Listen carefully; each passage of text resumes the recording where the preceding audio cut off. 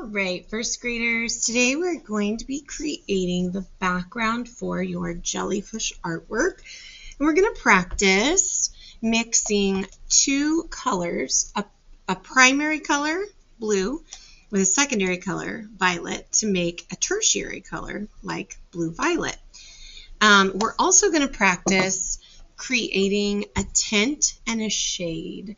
By making our colors lighter, we create a tint. By making them darker, we create a shade. And we'll be doing lots of blending here on our paper.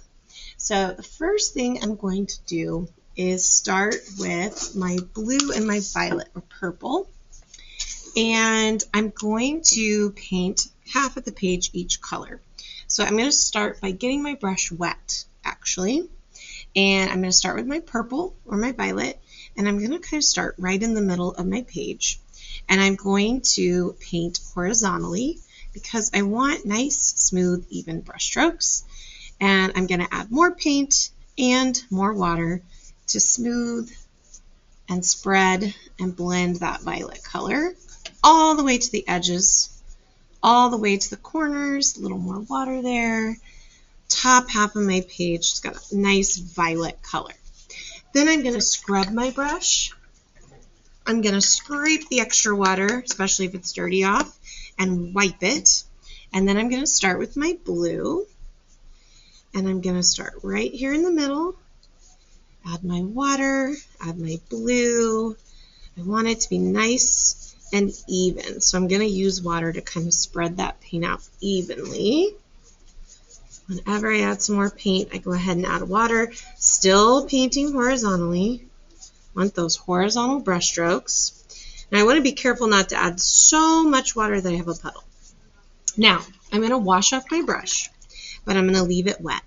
And here in the center, where I've got my blue and purple, I'm going to use a little water, just on my clean wet brush, to blend my violet and my blue. First vertically, I'm going to go over that a couple times, maybe 2 or 3 times. And then I'm going to go back through and try to kind of blend out those brush strokes horizontally again. So now I've got that nice blue-violet color in the middle. All right, now we can switch to making our tint and our shade.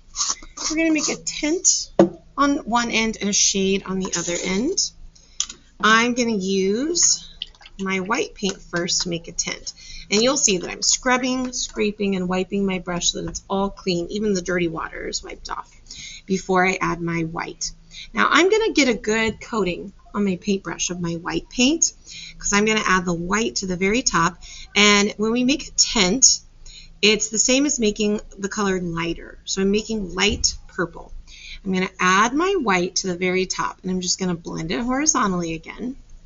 And after I've kind of painted the white there at the top, I'm going to get this extra white off my brush. So I'm going to scrub all the white off, but I'm going to leave my brush wet.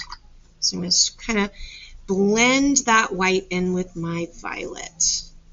I'm going to go back and forth just with a wet brush. If I need more water, I'm going to scrub my brush again. Just kind of move my brush horizontally, but from bottom to top here until that's all blended through. I don't want to have a stripe, so I'm going to try to blend it. So now I've got my tint at the top. I'm going to add a shade at the bottom. Now when we make a shade, we make the color darker, so we need black. Now black can be really powerful. I don't want to add as much black as I did white, so I'm really just going to kind of get it on the very tip of my brush there. I can always add more if it's not enough. And I'm going to kind of blend my black and then add water. You can see that even that tiny bit of black paint made my paint quite a bit darker. Now I've blended it all the way across. I added a little water. Now I can wash my brush off, get the rest of that black off, and just use the wet brush to kind of fully blend that in. I am trying to avoid having stripes. I don't want to have a stripe of white, a stripe of purple, a stripe of blue, a stripe of black. I want it to fade from light purple to blue violet to that darker kind of navy blue. So once your paper is all blended, we're going to wash this brush one more time. I'm going to get it really clean. And the very last step, I'm going to put all my paints away, except for my white. And this very last step, we're going to be a little messy, but we're going to be very careful so we don't make too big of a mess. I'm going to add a little bit of splatter paint with my white to kind of make the illusion of bubbles in my ocean water. And by adding that tint and that shade, it almost looks like this is the surface, closer to the surface of the water where it's lighter, and then this is like the deep, dark ocean. So I'm just going to get a little bit of paint on my brush. I don't want a blob. I don't want it to be enough paint that it would drip. And I'm going to use one finger, not more than one, and I'm just going to flick the brush against my finger. If I run out of paint, I'll get a little more, and just flick it from top to bottom. Just teeny tiny little flicks that white paint to make bubbles. And then I'm going to wipe off my finger. Now that I've added my splatter paints, I'm going to put the lids on all my paints nice and tight. Make sure all the brushes are in the water.